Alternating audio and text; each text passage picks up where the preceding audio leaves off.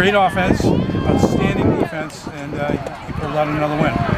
Yeah, I mean, again, as I said to the kids, in their week of practice from Monday, then Tuesday, Wednesday, just building and the focus, the attention to detail, the energy, and again, stuff like this, try to remind them it doesn't just happen. They're putting in the work, and they're putting in the attention to detail, and they're practicing hard. And I appreciate it, though. Sometimes, you never know if kids are going to buy in, and they're buying into that. And you see it pay off here, defensively, offensively, special teams-wise. And I'm just happy. I'm happy because they earned that. The hard work, they've earned this, and it was just it was a lot of fun. Triton's a great team. Triton's a really good team. They've had a hell of a season so far. They're tough. They're physical, and so that was a challenge for us, and the guys responded. But you have a tendency to set other teams back on the heels very early, and you did that again tonight.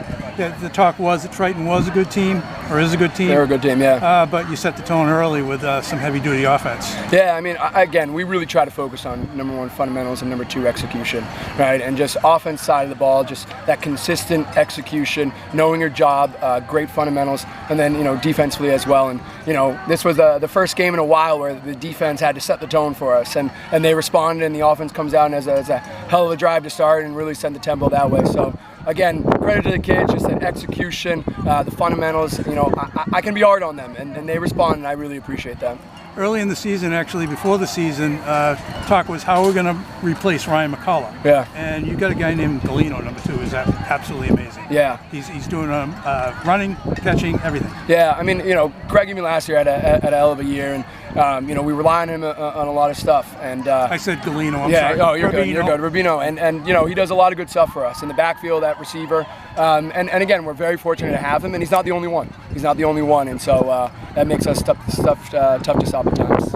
Yeah, I mean, you don't have your number one running back 2 games in a row, and still you're racking up 47, 48 points in a game. Yeah. That has to feel good to have that kind of depth off your bench. Yeah, and again, as I said, getting guys that experience and preparation, because we're going to need it in the long run. You're going to need it. Okay. Tell me about your defense in the sense that you had guys tackling all over the field, yet their quarterback was able to set up in the pocket and got a lot of time, but that's part of your plan, I imagine, to contain him, right? Yeah, you saw it in the games, that we watched. He would scramble and really extend plays, and we wanted to take away his initial read and then contain him in the pocket. Don't let him scramble and get out, and we worked hard, and it's tough for the secondary, but we worked hard on those guys, covering receivers and scrambling, and then our D-line and middles pursuing the best they can as he started to scramble and making sure, again, to wrap up. He's made some incredible plays just making stuff happen, so very fortunate that we wrapped up today.